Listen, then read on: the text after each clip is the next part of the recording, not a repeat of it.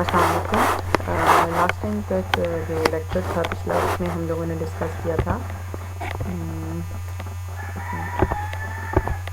हम लोग यहाँ तक गए थे, ठीक है, कि अगर आपके पास जो है वो दो प्रोटेक्टिंग ग्रुप्स हैं और आपने एक रिएक्ट किया, ठीक है। हमने मतलब कीमोसेलेक्टिविटी की बात की और कीमोसेलेक्टिविटी फिर लाने के लिए हमने कहा कि प्रोटेक्टिंग ग्रुप्स को जो है वो इंट्रोड्यूस कराया जाता है। देन आ जाता है कि कीमोसेलेक्टिविटी, ऐसे कौन कौन से रिएक्शन है हमारे पास जिनके अंदर जो कीमोसेलेक्टिविटी वाला ऑप्शन है वो अराइज हो सकता है, मतलब जहाँ पे हमें कीमोसेलेक्टिविटी के बारे में सोचना पड़ सकता है ना, ठीक है।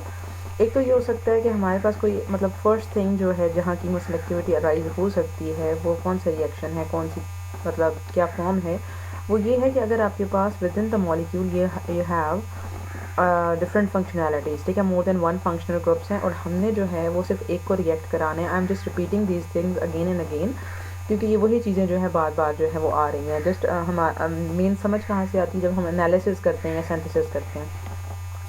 तो बेसिकली पहली चीज़ तो ये है कि अगर आपके पास मॉलिक्यूल के अंदर दो फंक्शनैलिटीज़ हैं, दोनों जो है वो रिएक्टिव हैं, रिलेटिव रिएक्टिविटीज़ उनकी हैं, बट हमने सिर्फ एक को रिएक्ट कराना है, ठीक है। अब वो कौन सा रिएक्ट कराना है, it depends on our need, ठीक है। तो वहाँ पे सिलेक्टिविटी की बात आ जाती है। जैसे इस compound relative reactivity of two different functional groups, ठीक है, दो फंक्शनल ग्रुप्स हों, दोनों की रिलेटिव रिएक्टिविटी हो, बट हमने किसी एक को रिएक्ट कराना हो, तो वहाँ सिलेक्टिवली हम एक को किस तरह रिएक्शन में जो है वो इन्वॉल्व करते हैं, वो फिर हम वहाँ कीमोसेलेक्टिविटी की बात आ जाती है कि सिलेक्टिवली सिर्फ एक चीज़ आगे इन्वॉल्व होती है। जैसे यहाँ पे दिस इज द एग्जांपल, जिसके अंदर हमारे पास जो सिस्टम है इसके अंदर OH ग्रुप है और साथ में NH2 है, लेकिन जो रिएक्शन हुआ है उसमें क्या हुआ है कि सिर्फ एमीन जो है वो एमाइड के अंदर चेंज हुआ है, यानी इसने सिर्फ एज अ न्यूक्लियोफाइल जाके अटैक किया है ओवर सम इलेक्ट्रोफाइल और OH जो है वो इंटैक्ट वैसे ही पड़ा हुआ है। तो ये किस तरह से अचीव होता है, एक तो ऐसे रिएक्शंस के अंदर कीमोसेलेक्टिविटी जो है वो आ जाती है। दूसरा ये हो जाता है हमारे पास इस तरह से रिएक्शंस कि अगर आपके पास जैसे कंपाउंड है, ठीक है, this is 1,4 I think it's क्यूनोन, I think because I am not sure. जैसे आपके पास 1,2 कैटेकोल होता है, रिसोर्सिनोल, एंड फिर ये क्यूनोन है, आइसोक्यूनोन, ये इस तरह से कुछ है, ठीक है। आप इसको कंफर्म कर लेना कि 1,4 डाई हाइड्रोक्सी बेंजीन, क्या उसका क्या नाम है कॉमन। तो ये है हमारे पास, ठीक है। अब इस कंपाउंड के अंदर हम देखें तो आपके पास दो OH ग्रुप है, ठीक है। अब ये जो दोनों OH ग्रुप्स हैं वो टोटली सेम है, ठीक है। ये भी हाइड्रोक्सी है, ये भी हाइड्रोक्सी है, कोई और ऐसी चीज़ है नहीं इसके मतलब नेबर में, कोई ऐसी चीज़ है नहीं जो इस OH को थोड़ा चेंज एनवायरनमेंट दे रही हो और ये OH चेंज हो, दोनों ऑलमोस्ट सेम है। तो अब जब हम रिएक्शन कर रहे हैं तो रिएक्शन में हमने क्या किया कि प्रोडक्ट में देखो सिर्फ एक जो OH ग्रुप है वो चेंज हुआ है मिथॉक्सी में। तो अब ऐसे रिएक्शंस जिनके अंदर आइडेंटिकल फंक्शनल ग्रुप्स हों, ठीक है, दो आइडेंटिकल फंक्शनल ग्रुप्स हैं लेकिन रिएक्शन सिर्फ एक ही ग्रुप से हो रहा है, तो ये सेलेक्टिविटी किस तरह से लेके आई जाती है, तो ये भी कीमोसेलेक्टिविटी के अंडर ही रिएक्शन आता है, ठीक है, कि आपके पास दो आइडेंटिकल फंक्शनल ग्रुप्स हैं लेकिन उनमें से सिर्फ एक रिएक्ट करे, तो ये कीमोसेलेक्टिविटी का ही रिएक्शन है या एग्जाम्पल आ जाती है। थर्ड हमारे पास आ जाता है कि reaction of a group once when it may react again. इसका क्या मतलब हुआ, थायोल सिंथेसिस हो रही है, थायोल आपके पास क्या है, RSH है थायोल, ठीक है। अब यहाँ पे देखो दिस इज द सल्फर, हमारे पास क्या हुआ, सल्फर की हमने करवाई alkylation, for alkylation we use alkyl halide. जैसे ही हमने ये अल्काइल हैलाइड यूज किया तो sulphur being nucleophilic in nature it will attack over this carbon और ब्रोमाइड को यहाँ से ये निकाल देगा, तो आपके पास ये RS नेगेटिव की फॉर्मेशन हो गई है, ठीक है। अब हमें क्या चाहिए था, RS और साथ में H चाहिए, ठीक है, थायोल चाहिए। तो इसकी क्या होगी, प्रोटोनेशन हम कराएं तो हमारे पास प्रोडक्ट आ जाता है जो हमारी नीड है, जो हमारा रिक्वायर्ड है। But the problem over here is कि क्या होता है कि अब ये जो सल्फर था स्टार्टिंग और जो ये हमारा है फर्स्ट प्रोडक्ट है, अब ये जो फर्स्ट प्रोडक्ट आया है ना ये ज़्यादा रिएक्टिव है देन आर स्टार्टिंग सल्फर, तो ये क्या करेगा, it will start to compete with this sulphur. Compete किस में करेगा कि जो अल्काइल हैलाइड हम यूज़ कर रहे हैं ये कहेगा फर्स्ट बनने वाला प्रोडक्ट कि मैंने इसके साथ रिएक्ट करना है, जबकि रिएक्टेंट कहेगा भाई मैंने रिएक्ट करके तुम्हें बनाना है, ठीक है। तो ये जो कंपटीशन आ रहा है उससे क्या होगा कि जो हमारा रिक्वायर्ड है वो ज़्यादा रिएक्टिव होने की वजह से then starting one alkyl halide से रिएक्ट करेगा और हमारे पास ये, मुझे अब इसके नाम नहीं है बच्चों क्लियर, ये आपके पास जो है इन चीज़ों की फॉर्मेशन जो है वो होना शुरू हो जाएगी जो हमारी नीड नहीं है, जो हमारा रिक्वायर्ड प्रोडक्ट नहीं है। तो ऐसे रिएक्शंस में सिलेक्टिवली हम अपना जो ये प्रोडक्ट जो हमें चाहिए होता है उस तक कैसे स्टॉप करते हैं, ये भी सिलेक्टिविटी आ जाती है कि आपके पास सिर्फ कंपाउंड वन टाइम रिएक्ट करे, जबकि उसके पास पॉसिबिलिटी हो फर्दर रिएक्शन देने की, यानी उसकी रिएक्टिविटी इतनी ज़्यादा है कि वो फर्दर भी रिएक्ट कर सकता है, बट हम उसको स्टॉप करें ओवर वंस, मतलब वंस आफ्टर इट्स रिएक्शन हम उसको वहाँ स्टॉप कर दें, तो ये भी सिलेक्टिविटी आ जाती है। This is also called chemo selectivity. तो ये 3 तरह के रिएक्शंस हैं जिनमें कीमो सिलेक्टिविटी अराइज होती है, जिनको हमें जो है वो लेके आना पड़ता है। अब हम एग्जाम्पल की बात करें तो यहाँ पे गाइडलाइन 1 आ जाती है। ये एग्जाम्पल हम देखें तो दिस एग्जाम्पल इज साइक्लोमेथिकेन। ये किसी ड्रग का नाम है, आई थिंक कोई एनेस्थेटिक ड्रग है, बुक के अंदर मेंशन है। अब इस कंपाउंड को आप देखो तो हमारे पास क्या है, दिस दी एरोमेटिक रिंग, ठीक है। एरोमेटिक हमने हमेशा जो स्टार्ट में भी तक हमने पढ़ा उसमें हम क्या करते हैं, एरोमेटिक रिंग के ऊपर हमने जो है सब्सटीट्यूशन, जो सब्सटीट्यूएंट्स थे उनकी डिस्कनेक्शन पढ़ी कि उन सब्सटीट्यूएंट्स को हम एरोमेटिक रिंग के ऊपर कैसे लेके आ जाते हैं। लेकिन कुछ ऐसे सब्सटीट्यूएंट्स लाइक दिस वन जो कि डायरेक्टली नहीं आ रहे, जो खुद एक मतलब बड़ी चेन की फॉर्म में है, तो पहला काम हमारा होता है उस चेन को डिस्कनेक्ट करके स्मॉलर यूनिट में लेके आना, और उस फिर स्मॉलर यूनिट को हम जो है वो through aromatic substitution pattern disconnect करते हैं। तो इस चेन को देखो तो यहाँ पे सबसे पहले हमने फंक्शनल ग्रुप को आइडेंटिफाई करना है, और ये भी हमने डिस्कस किया था कि हमेशा से अगर जो कार्बोनिल के डेरिवेटिव्स हैं, कार्बोनिल के डेरिवेटिव मीन के कार्बोक्सिलिक एसिड है, एस्टर्स हैं, एमाइड्स हैं, जो भी हैं, उनमें हमेशा जो डिस्कनेक्शन आपने फर्स्ट सोचनी है, एकदम से क्लिक होनी चाहिए, वो ये है कि कार्बोनिल के डेरिवेटिव्स है ना, तो कार्बोनिल का जो कार्बन है उसका और जो साथ में हेट्रोएटम है, इनके बॉन्ड को हमेशा आपने क्लीव करना होता है। सॉरी, तो इसको जैसे मैं यहाँ से डिस्कनेक्ट करूँगी, जैसे मैंने इसको डिस्कनेक्ट किया, तो आपके पास क्या हो जाएगा, कार्बन बीइंग पार्शियली पॉजिटिव, इसका सिंथोन क्या बनेगा कि कार्बन पॉजिटिव चार्ज आ जाएगा, और ऑक्सीजन पे क्या आ जाएगा, नेगेटिव चार्ज आ जाएगा, ठीक है। तो अब क्या हो जाएगा कि यहाँ पे एक मिनट रुको, यहाँ पे आपके पास कार्बन पॉजिटिव चार्ज है, उसको काउंटर हम आएंगे और यहाँ पे लगाएंगे OH लगाएंगे, तो यहाँ पे अच्छा मैं उसको देखती हूँ, तो यहाँ पे आपके पास क्या हो जाएगा, कार्बन पॉजिटिव है तो यहाँ पे कार्बोक्सिलिक एसिड बन जाएगा, तो यहाँ पे कार्बोक्सिलिक एसिड बनेगा। और दूसरा हम देखें तो यहाँ पे आपके पास क्या है, O नेगेटिव था ना, तो OH, ये जो O नेगेटिव सेंथोन है इसके ऊपर साथ में जो इसका इक्विवेलेंट बनेगा रिएजेंट, वो यहाँ पे हम OH लगा देंगे, ठीक है।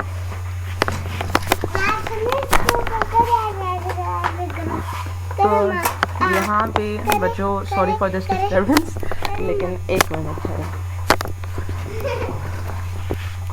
मैं तंग नहीं करो।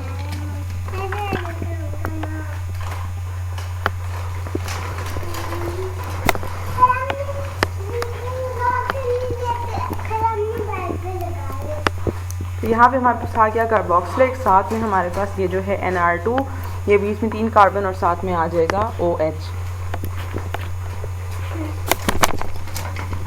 जब यहाँ पे डिस्कनेक्शन हमारे पास हो गई है, ये क्या था हमारे पास, कार्बोनिल और ऑक्सीजन का जो है ये हमारे पास एस्टर लिंकेज आ जाता है, ठीक है। तो CO एस्टर की क्लीवेज होगी और आपके पास आ जाएगा कार्बोक्सिलिक एसिड।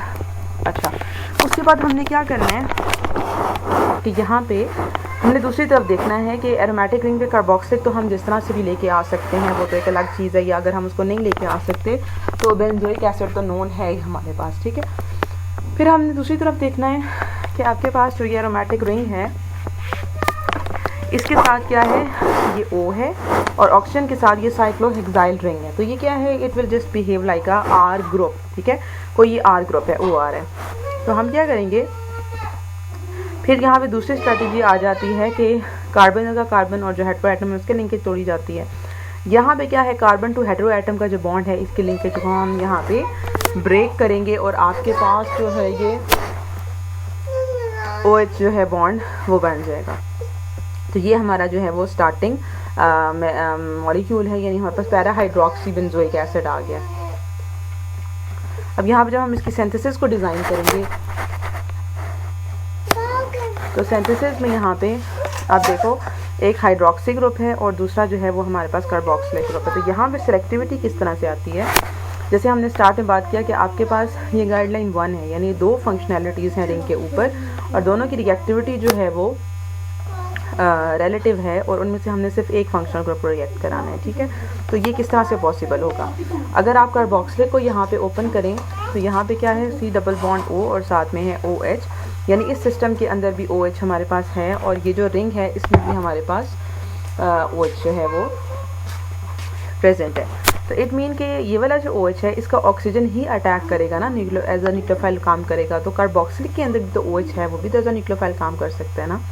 तो यहाँ पे एक कंपैरिजन आ गया, दोनों की रिएक्टिविटी जो है वो रिलेटिव सी है। तो सबसे पहले तो हम क्या यूज़ करेंगे कि हम बेस लेके आ जाएंगे, क्योंकि बेस की प्रेजेंस में क्या हो जाता है, आयनाइजेशन होगी। अब बेस क्या करेगा, जो यहाँ पे OH था कार्बोक्सिलिक का OH है उसको भी आयनाइज करेगा, तो आपके पास कार्बोक्सिलेट एनाइन बन जाएगा, ठीक है। O पे नेगेटिव चार्ज आ जाएगा और अगर यही बेस OH के इधर से प्रोटॉन की एब्स्ट्रैक्शन करे तो यहाँ पे O नेगेटिव आ गया, ठीक है। अब ये जो अगर हम बात करें ना सिलेक्टिविटी किस तरह से आई है कि रिएक्शन जब इसी O से हुआ है, यहाँ से नहीं हो रहा, तो जो कार्बोक्सिलेट एनाइन था वो रेजोनेंस स्टेबलाइज्ड होता है। जब वो रेजोनेंस स्टेबलाइज्ड है तो वो फर्दर जो अल्काइल हैलाइड है उसके ऊपर रिएक्ट नहीं करेगा, क्योंकि उसकी न्यूक्लियोफिलिसिटी बहुत ज़्यादा कम हो गई है।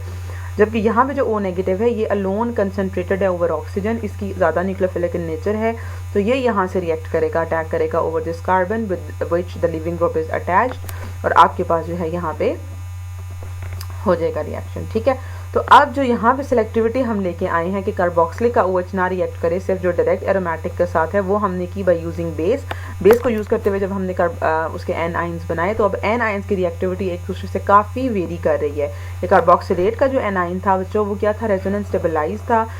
आप ये खुद ड्रॉ करें, ठीक है। मुझे उस तरह से इतना ज़्यादा पावर पॉइंट में I am not so much in के यहाँ पे किस तरह से वो पेंसिल से राइट किया जाता है, अगर उसका मुझे थोड़ा सा आइडिया हो जाता है, I will try to learn, तो वो मैं साथ में आपको इस तरह से ओपन करके भी चीज़ें समझा दिया करूँगी, ठीक है। लेकिन आपके पास क्या है, कार्बन डबल बॉन्ड O होता है और साथ में OH होता है। बेस तो अब आके दोनों H को एब्स्ट्रैक्शन करेगी ना, इस O के ऊपर भी आ जाता है नेगेटिव चार्ज, तो ये नेगेटिव इस कार्बोनिल के साथ रेजोनेंस में होता है, स्टेबलाइज होता है, तो ये तो रिएक्शन में टेक पार्ट नहीं करेगा। अब ये जो O नेगेटिव है ये जाके अटैक करेगा इस कार्बन पे और आयोडाइड को यहाँ से किक आउट कराएगा। तो यहाँ पे आपके पास O के ऊपर जो हमने अल्काइलेशन करानी थी वो जो है वो सेलेक्टिवली O के इसी ऑक्सीजन के ऊपर होती है, ये वाला OH उसके अंदर इंटरफेयर नहीं करता अब, ठीक है। फिर अब ये वाला O तो इंगेज हो गया यहाँ पे। अब जो फर्दर हम लोगों ने करवानी थी ओवर दिस, इसको हमने जो एस्टर में चेंज करना है, वो जो बीच में आता एक प्रॉब्लम था वो भी ख़त्म हो गया कि अब क्या हो जाएगा, आपने जैसे ये यूज़ किया, अब ये जो NR2 है और OH है, इनमें से क्या होगा, आपके पास ऑक्सीजन जो है वो बेस तो सिस्टम में है ही है, तो बेस ने क्या करना है, इसकी भी डीप्रोटोनेशन करके O नेगेटिव जो है वो बहुत ज़्यादा न्यूक्लियोफिलिक इन नेचर है। अब OH और NR2 को अगर आप सिंपल बात करें कि अमीन और अल्कोहल में कौन सा रिएक्टिव होता है, ज़्यादा न्यूक्लियोफिलिक है, तो अमीन्स आर मोर न्यूक्लियोफिलिक, ठीक है। क्योंकि ये रात को मैंने रिकॉर्ड की थी, बट ये है कि लास्ट टाइम जो पिछला लेक्चर था उसमें मैंने डिस्कस किया था क्यों होता है, ठीक है। लेकिन अगर आप इनकी आयनाइजेशन करा दो तो अमीन्स की आफ्टर आयनाइजेशन जब N के ऊपर नेगेटिव चार्ज आए और OH में भी जब O पे नेगेटिव आए, तो अब इनकी रिएक्टिविटी टोटली चेंज हो जाती है, उलट हो जाती है कि O नेगेटिव जो है वो ज़्यादा न्यूक्लियोफिलिक हो जाता है देन N नेगेटिव। तो यहाँ पे भी जब आप आयनाइजेशन कराओगे बेस क्योंकि सिस्टम में है, तो O नेगेटिव जो है वो जाके अटैक करेगा कार्बन के ऊपर, और फिर इस तरह से यहाँ पे क्या हो जाएगा, आपका टारगेट मॉलिक्यूल आपको अचीव हो जाएगा, ठीक है। तो एक तो ये सेलेक्टिविटी हम इस तरह से लेके आए हैं जब दो की रिलेटिव रिएक्टिविटी थी। तो अब यहाँ पे क्या था, मोर रिएक्टिव ही जो है ना, दो के कार्बोक्सिलिक और इनकी रिलेटिव रिएक्टिविटी है, बट जब हमने बेस, बिकॉज हमें बेस चाहिए थी, बेस को यूज़ किया, तो अब जो एनाइंस बने उनमें कोई कंपैरिजन आता ही नहीं है, क्योंकि अंडरस्टूड बात है जो मोर रिएक्टिव है वही अटैक करेगा, ठीक है। वहाँ तो प्रॉब्लम नहीं आता, ये हमने जो है वो पीछे भी डिस्कस किया हुआ है। तो कार्बोक्सिलिक के मुकाबले में जो O नेगेटिव है फिन ऑक्साइड आयन है, ये बहुत ज़्यादा रिएक्टिव होता है और यही रिएक्शन में लेगा आगे हिस्सा। यहाँ पे कंपैरिजन वाली बात जो है वो एक्सक्लूड हो जाती है। देन आ जाती है सेकंड एग्जांपल, इसको हम देखें। यहाँ पे ये पैरास्टामोल का एनालिसिस है। तो यहाँ पे देखो आपके पास क्या होता है, पैरास्टामोल की कंपाउंड है जिसमें क्या होता है कि एरोमेटिक रिंग के ऊपर OH ग्रुप लगा हुआ है और इस OH के पैरा पे जो है वो एमाइड लिंकेज है, ठीक है। तो हमने इसकी रेट्रो करनी है। सबसे पहले जब हम इसका एनालिसिस करेंगे, रेट्रोसिंथेटिक एनालिसिस, तो हमने क्या करना है, हेट्रो एटम और कार्बन के दरमियान को बॉन्ड जो है उसको हमेशा हम पहले क्लीव करेंगे। तो यहाँ से जैसे डिस्कनेक्शन हुई तो आपके पास क्या हो गया, NH2 में ये चेंज हो जाता है और इसके साथ हम कोई भी कार्बन के साथ लीविंग ग्रुप लगा देंगे, ठीक है।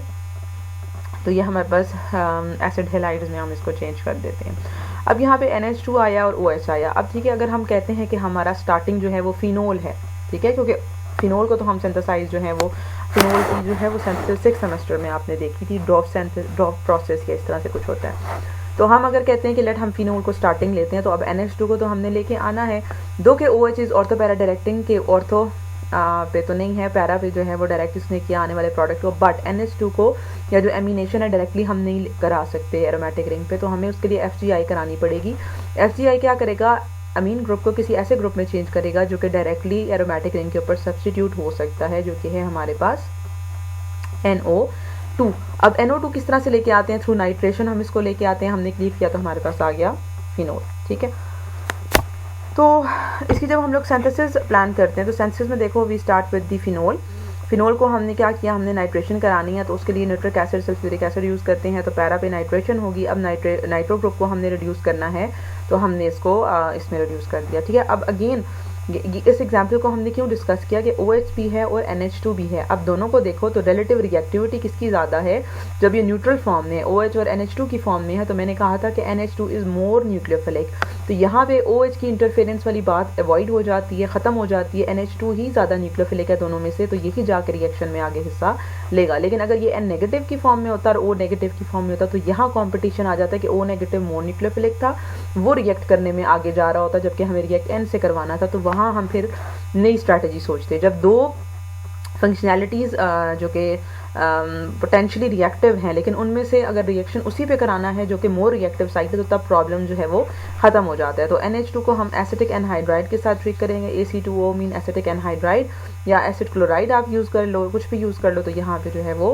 एमाइड के अंदर जो है इसको चेंज कर दिया जाता है और सिंथेसिस इस तरह से अचीव हो जाती है। ठीक है, अच्छा ये अब फिर वो तो गाइडलाइन 1 थी। गाइडलाइन 1 में ये था कि दो आपके पास रिलेटिव रिएक्टिविटी की फंक्शनैलिटीज़ हैं, तो उनमें से जो है वो रिएक्शन हमने करवाने, अगर तो वहाँ पे हमेशा मोर रिएक्टिव जो है वो रिएक्शन में हिस्सा लेगा। ठीक है, तो वो हमने उसकी एग्जांपल देख लेंगे किस तरह से मोर रिएक्टिव आगे रिएक्शन में हिस्सा ले रहा है। सेकेंड गाइडलाइन हमारे पास ये आ जाती है, when one functional group can react twice. ठीक है, the starting material and first product will compete for the reagent. The reaction will be successful only if the first product is less reactive than the starting material. अब ये किसकी example है, जो हमने शुरू में कीमोसेलेक्टिविटी के 3 रिएक्शंस पढ़े थे, उसमें हमने थायोल सिंथेसिस देखी थी कि थायोल में S जो है, सल्फर जो है, जब पहले उसकी एल्काइलेशन होती है तो प्रोडक्ट हमारे पास RS नेगेटिव बन रहा है। ठीक है, तो अब जो RS नेगेटिव है वो क्या है, वो ट्वाइस रिएक्ट कर सकता है। फंक्शनल ग्रुप क्या है, when one functional group can react twice. Functional group was sulfur. Sulphur 1 time react किया तो एक अल्काइलेशन हुई, after alkylation again sulphur has the potential to react. तो ऐसा फंक्शनल ग्रुप जो कि 2 दफ़ा रिएक्ट कर सके, तो जो स्टार्टिंग मटेरियल है और जो पहला बनने वाला प्रोडक्ट है, वो दोनों compete करेंगे रिएजेंट के साथ। रिएजेंट क्या था हमारा, अल्काइल हैलाइड, वहाँ पे स्टार्टिंग मटेरियल था सल्फर और फर्स्ट प्रोडक्ट था RS नेगेटिव। अब दोनों compete कर रहे हैं कि हमने अल्काइल हैलाइड में से मैं रिएक्ट करूँगा, मैं करूँगा। ठीक है, तो ऐसा फंक्शनल ग्रुप जो 2 टाइम रिएक्ट कर सकता हो, तो वहाँ ये प्रॉब्लम आ जाता है कि पहला जो बनने वाला प्रोडक्ट है वो मोर रिएक्टिव होने की वजह से स्टार्टिंग के साथ compete करेगा कि मैं रिएक्ट करूँगा। ठीक है, तो ऐसे रिएक्शन तभी सक्सेसफुल हो सकते हैं, यानी ये कंपटीशन तभी ख़त्म किया जा सकता है, अवॉइड किया जा सकता है, जब जो पहले बनने वाला प्रोडक्ट है वो हमेशा लेस रिएक्टिव हो देन आर स्टार्टिंग मटेरियल। ठीक है, ये दूसरी गाइडलाइन आ जाती है। गाइडलाइन 2 में अगर हम एग्जाम्पल देखें, तो जैसे आपके पास ये है बेंजाइल ऑक्सी कार्बोनिल क्लोराइड है। ठीक है, सबसे पहले हेटेरो एटम और कार्बोनिल के बॉन्ड का क्लीवेज यहाँ पे होगा, जो कि एस्टर लिंकेज है, इसको हमने डिस्कनेक्ट किया तो हमारे पास ये अल्कोहल में चेंज हुआ और साथ में हमारे पास जो है वो क्या हो गया, कार्बोनिल टू Cl था ना, अब कार्बन पार्शियल पॉजिटिव है, तो हमने पार्शियल पॉजिटिव के लिए काउंटर आयन Cl लगाया। तो ये क्या है, COCl2 का मतलब है कि एक तो कार्बोनिल और दोनों साइड उसके साथ Cl लगा हुआ है, जिसको फॉस्जीन गैस बोलते हैं। ठीक है, अब ये हमारे पास हो गया। अब हम इसकी सिंथेसिस देखते हैं। ये देखें, ये है हमारे पास फॉस्जीन गैस। सिंथेसिस में क्या हुआ, एक अल्कोहल है, दूसरी फॉस्जीन गैस है। ये एग्जांपल है गाइडलाइन 2 की कि आपके पास जो है ऐसा जो फंक्शनैलिटी है जिसकी 2 टाइम्स रिएक्शन हो, उसको अवॉइड तब किया जा सकता है जब पहला बनने वाला प्रोडक्ट लेस रिएक्टिव हो। ठीक है, अब देखो ये जो है हमारे पास अल्कोहल है। अब अल्कोहल क्या करेगा, अल्कोहल करेगा अटैक करेगा कार्बोनिल कार्बन पे, और ये जो है रिवर्सिबल अटैक है। इस तरह से पहले ऑक्सीजन पे जाएगा, बॉन्ड फिर वापस आएगा और एक Cl यहाँ से क्या हो जाएगा, यहाँ से रिमूव हो जाएगा। ठीक है, और हमारे पास ये प्रोडक्ट आ गया। ठीक है, अब ये जो प्रोडक्ट है ये अगेन रिएक्ट कर सकती है इस अल्कोहल के साथ, ठीक है, क्योंकि यहाँ देखो अगेन कार्बोनिल और Cl ये बिल्कुल वही चीज़ है जो फॉस्फीन के अंदर थी, ठीक है, इसी के ऊपर इसका अटैक हुआ था ना, यही दो रिएक्टिव साइड, दूसरा Cl तो बीच में कोई इन्वॉल्व नहीं है, मतलब आप फॉस्फीन को देखो तो ये वाला जो हिस्सा था इसके साथ अल्कोहल ने रिएक्ट किया, तो अल्कोहल के इसके साथ जो रिएक्शन के बाद अगेन आपके पास जो चीज़ आ रही है उसके अंदर यही वाली चीज़ आ रही है, यही वाला लिंकेज है, तो पॉसिबिलिटी इज़ देयर कि हम वही गाइडलाइन को बात करें, गाइडलाइन के मुताबिक अगेन अल्कोहल जो है वो इसके ऊपर रिएक्ट कर सकता है और प्रोडक्ट हमें यही चाहिए था लेकिन प्रोडक्ट ये ना मिले, तो यहाँ पे अवॉइड करने के लिए हमने कहा कि फर्स्ट प्रोडक्ट तो लेस रिएक्टिव होना चाहिए। अब जो ये पहला प्रोडक्ट बन रहा है ये लेस रिएक्टिव है। लेस रिएक्टिव क्यों है? यहाँ हम देखें फॉस्फीन गैस को, तो जो कार्बोनिल है इसके साथ दोनों तरफ फ्लोरो लगे हुए हैं जो कि नेगेटिव आई शो करके इसको इलेक्ट्रोफिलिक बना रहे हैं, जबकि यहाँ पे जो कार्बोनिल अब प्रोडक्ट हमारा फर्स्ट है उसमें क्या हो गया कि इसके नेबर में ऑक्सीजन लगा हुआ है और ऑक्सीजन के लोन पेयर कॉन्जुगेशन में है। अब ये कॉन्जुगेशन या जो रेजोनेंस है ये इसकी इलेक्ट्रोफिलिसिटी इतनी कम कर रही है कि बहुत ये लेस रिएक्टिव हो गया। अब ये जो अल्कोहल है ये इसके साथ अगेन रिएक्ट नहीं करेगा और वो जो एक प्रॉब्लम आ सकता था कि इसके बजाय कोई और प्रोडक्ट बन जाता वो अवॉइड यहाँ पे हो जाता है, ठीक है। तो हमेशा जब 2 टाइम किसी प्रोडक्ट की या फंक्शनल ग्रुप की पॉसिबिलिटी हो रिएक्ट करने की तो उसको अवॉइड करने के लिए मतलब इसी तरह सेलेक्टिविटी लाई जा सकती है कि जो पहला बनने वाला प्रोडक्ट है वो लेस रिएक्टिव हो देन आर स्टार्टिंग, तो ये जो है वो लेस रिएक्टिव है देन द स्टार्टिंग, तो रिएक्शन जो है वो उस तरह से फर्दर प्रोसीड नहीं करेगा, ठीक है। फिर आ जाती है गाइडलाइन 3। गाइडलाइन 3 क्या है? Guideline 3 is so much related to the guideline 1, अगर मैं इन दोनों को साथ रखती तो ये ज़्यादा बेहतर था। गाइडलाइन 1 में हमने बात की कि 2 फंक्शनैलिटीज़ हैं रिलेटिव रिएक्टिविटी की, उनमें से रिएक्ट वही करेगा जो मोर रिएक्टिव है, वेरी सिंपल थिंग, जिसके हमने एग्जांपल्स पढ़ी पैरासीटामोल की और एक क्लोरोमिथिकेन की, ठीक है। गाइडलाइन 3 हमारे पास ये आ जाती है कि 2 फंक्शनल ग्रुप्स हैं रिलेटिव रिएक्टिविटी की, लेकिन हमने रिएक्शन वहाँ से करवाना है जो कि लेस रिएक्टिव है, तो फिर किस तरह से ऐसा होगा? तो ये तो हमने लास्ट जो लेक्चर था उसमें भी डिस्कस किया कि whenever you want to react the less reactive one it could only be possible when you protect the more reactive functionality, ठीक है। So the guideline is that if we want to react the less reactive group, then more reactive group must be protected. In that case only this would become possible, otherwise it's not. अब जैसे ये example है, guideline 3 की example आ जाती है हमारे पास, ये है कार्बोक्सिलिक एसिड और कार्बोक्सिलिक एसिड के अल्फा पे क्या है? अमीनो ग्रुप लगा हुआ है, NH2 है और ये है कार्बोक्सिलिक। अब होता क्या है, हमने रिएक्शन कराना है, ये OH ग्रुप है और ये NH2 है। अगर हम OH को देखें तो वैसे भी ये दोनों भी न्यूट्रल स्टेट में है, तो OH जो है वो लेस न्यूक्लियोफिलिक होता है और NH2 मोर न्यूक्लियोफिलिक है, तो रिएक्शन तो NH2 से ही होगा बट हमें, और दूसरी बात क्या है ना कि OH जो है वो रेजोनेंस में भी है, तो इसके तो लोन पेयर इतने अवेलेबल है ही नहीं, लेकिन अगर हमें रिएक्शन OH से कराना है, NH2 से नहीं कराना, तो हमें NH2 को प्रोटेक्ट करना पड़ेगा। NH2 की प्रोटेक्शन के लिए हम लोग बेंजाइल ऑक्सीकार्बोनिल क्लोराइड को यूज़ करते हैं। और अब ये क्या होगा, अब इसने इसके साथ जब रिएक्ट किया NH2 अटैक करेगा कार्बोनिल कार्बन पे और क्लोरो को यहाँ से निकाल देगा। अब क्या हुआ, पहले NH2 था ना हमारा, ये क्या है, ये हमारा स्टार्टिंग मॉलिक्यूल का प्रोडक्ट है, ठीक है। ये स्टार्टिंग मॉलिक्यूल वाला पार्ट कौन सा है? ये वाला है। अब ये जो NH2 था ये चेंज हो गया किसमें? एमाइड में। अब जो एमाइड हैं ये जो है लेस रिएक्टिव हैं देन दिस कार्बोक्सिलिक वाले O से, तो अब यहाँ पे कंपटीशन ख़त्म हो गया कि जो मोर रिएक्टिव था NH2 उसको हमने प्रोटेक्ट किया। प्रोटेक्ट मतलब उसको ऐसे ग्रुप में फंक्शनैलिटी में चेंज किया कि अब उसकी रिएक्टिविटी बहुत मिनिमाइज हो गई है, तो अब सिर्फ OH ही रिएक्टिव साइड रह जाती है, ठीक है। तो प्रोटेक्शन वाली बात आ जाती है।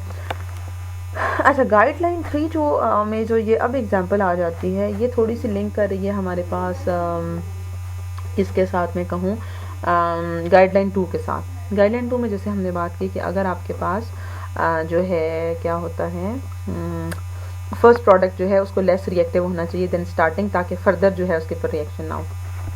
यहाँ हाइड्रोजन सल्फाइड है, ठीक है। ये भी थोड़ा बहुत उसी तरह से है कि हम इस तरह से भी कर सकते हैं कि हम मतलब या तो फर्स्ट प्रोडक्ट लेस रिएक्टिव हो, या ये है कि जो हम पहला वो ले रहे हैं फंक्शनैलिटी ले रहे हैं, मतलब वो फंक्शनल ग्रुप जिसकी ट्वाइस टाइम्स रिएक्टिविटी है, हम वो ऐसा लें, उसको ऐसी फॉर्म में लें कि वो थोड़ा सा शील्ड हो जाए, यानी उसकी रिएक्टिविटी थोड़ी मिनिमाइज हो जाए, और फिर उसको आफ्टर रिएक्शन को कंप्लीट करने के बाद में हम उसको दोबारा से उसी अपनी ओरिजिनल फॉर्म में चेंज कर दें जिस फॉर्म में उसकी रिएक्टिविटी बहुत थी, ठीक है। देखो जैसे एग्जांपल से समझाते हैं, जैसे हाइड्रोजन सल्फाइड है, हाइड्रोजन सल्फाइड में हम जब बेस लेके आए तो बेस ने इसकी क्या की डिप्रोटेक्शन की, डीप्रोटोनेशन करने से हमारे पास HS नेगेटिव की फॉर्मेशन हो जाती है। अब HS नेगेटिव जो है इसमें sulphur is behaving as a nucleophile. अब ये अटैक करेगा अल्काइल पार्ट पे ऑफ दिस अल्काइल हैलाइड और हमारे पास ये बन जाएगा थायोल। ठीक है, अब ये जो बनने वाला थायोल है, इस थायोल में बेस तो है, बेस अगेन यहाँ पे डी प्रोटेक्शन करेगी और डी प्रोटेक्शन से क्या हो जाएगा RS नेगेटिव दोबारा से RSR यानी डाई अल्काइलेशन होगी, जबकि हमें चाहिए थी मोनो अल्काइलेशन, लेकिन ये जो बनने वाला है ये इतना रिएक्टिव था कि इसने डाई अल्काइलेशन कराई। तो इस चीज़ को अवॉइड इस तरह से किया जा सकता है कि हम instead of taking hydrogen sulphide या HS नेगेटिव के बजाय हम सल्फ़र की कोई ऐसी फॉर्म लें जिसके ऊपर वन टाइम जब अल्काइलेशन हो, जैसे RSH की फॉर्मेशन हुई है, वहाँ जब फर्स्ट टाइम अल्काइलेशन हो तो जो बनने वाली चीज़ है, जैसे RSH बहुत ज़्यादा रिएक्टिव है देन स्टार्टिंग, तो रिएक्शन स्टॉप नहीं करता, जबकि हम क्या करें कि instead of taking this in this form हम इसकी कोई मास्क्ड फॉर्म लिखें, यानी इसके ऊपर कुछ ऐसा चढ़ा हुआ हो, ऐसी चीज़ हो, इसको हम ऐसी फॉर्म में लें कि उसके ऊपर सिर्फ वन टाइम ही अल्काइलेशन हो सके और वन टाइम अल्काइलेशन अचीव करने के बाद उसको हम दोबारा से इसके अंदर चेंज कर सकें। ठीक है, तो ये थोड़ी सी इंटरलिंक्ड है प्रोटेक्टिंग ग्रुप के साथ भी और जो गाइडलाइन 2 है उसके साथ भी थोड़ी लिंक्ड है। तो यहाँ पे instead of taking hydrogen sulphide हमने क्या लिया, थायोयूरिया। थायोयूरिया इसको क्यों कहते हैं कि अगर कार्बोनिल कार्बन हो, इंस्टेड ऑफ दिस सल्फर अगर हमारे पास यहाँ ऑक्सीजन होता तो ये बन जाता कार्बोनिल, और कार्बोनिल के दोनों तरफ अगर अमीन ग्रुप लगा हो तो इसको यूरिया बोलते हैं, लेकिन कार्बोनिल के ऑक्सीजन को हमने सल्फर से रिप्लेस किया तो ये अब बन गया थायोयूरिया। अब थायोयूरिया पे हमने हाइड्रोजन सल्फाइड के बजाय हमने थायोयूरिया लिया। थायोयूरिया पे जब अल्काइलेशन हम करा रहे हैं तो क्या होता है कि S के ऊपर लोन पेयर है, ठीक है, S के लोन पेयर अटैक करते हैं R के ऊपर और ब्रोमो को यहाँ से निकाल देते हैं, तो ये चीज़ बन गई कि अब S पे पॉजिटिव चार्ज यहाँ पे आया है। तो ये किस तरह, जैसे ऑक्सीजन 2 बॉन्ड बनाता है, जब भी कार्बोनिल के ऑक्सीजन के साथ हम फर्दर लिंकेजेस कराते थे तो ऑक्सीजन पे पॉजिटिव चार्ज आ जाता था। ठीक है, बिल्कुल वैसे ही सल्फर पे क्या आ गया, पॉजिटिव चार्ज। ठीक है, तो अब क्या होता है कि ये वाला जो डबल बॉन्ड है, डबल बॉन्ड सल्फर के साथ था, ये नाइट्रोजन के लोन पेयर के साथ कॉन्जुगेशन में है, तो यहाँ रेजोनेंस हो रही है। ठीक है, रेजोनेंस होने की वजह से क्या है, इसकी रिएक्टिविटी बहुत कम है, ये फर्दर रिएक्ट कर ही नहीं सकता, मतलब मोनो अल्काइलेशन तक ये रिएक्शन स्टॉप हो जाता है। तो हमने क्या बनाना है, हमें थायोल सिंथेसिस करानी है जो यहाँ पॉसिबल नहीं हो रही थी, तो हमने सल्फर को मास्क फॉर्म में ले लिया, ऐसी फॉर्म में ले लिया कि उसकी रिएक्टिविटी बहुत ज़्यादा रिड्यूस हो गई है कि वन टाइम ही अल्काइलेशन पॉसिबल है। अब हम हाइड्रोलिसिस, बेसिक हाइड्रोलिसिस जब कराएंगे तो ये बॉन्ड यहाँ से क्लीव करेगा, यहाँ ऑक्सीजन आ जाएगा और जो RS है वो थायोल की फॉर्म में आ जाएगा। ठीक है, तो इस तरह से भी जो है वो प्रोडक्ट्स की कंपाउंड की सिंथेसिस जो है वो पॉसिबल हो जाती है कि थोड़ा सा हम उसको मास्क फॉर्म में लें। मास्क फॉर्म में लेने का मतलब ये है कि उनकी रिएक्टिविटी, हम उनको ऐसी स्टार्टिंग मटेरियल उस फंक्शनल ग्रुप का ऐसा लें कि उसकी रिएक्टिविटी बहुत कम हो कि वो 1C रिएक्शन दे सके, सेकेंड टाइम उस पर रिएक्शन पॉसिबल ना हो। तो अब ये गाइडलाइन 3 की एनालिसिस आ जाती है कि मतलब इसको हम अगर किसी रिएक्शन पे अप्लाई करते हैं किसी सिस्टम पे तो कैसे होगा। इसको मेरा ख्याल है मैं नेक्स्ट वीडियो में बनाती हूँ, फिर ये भेजी नहीं जाएगी।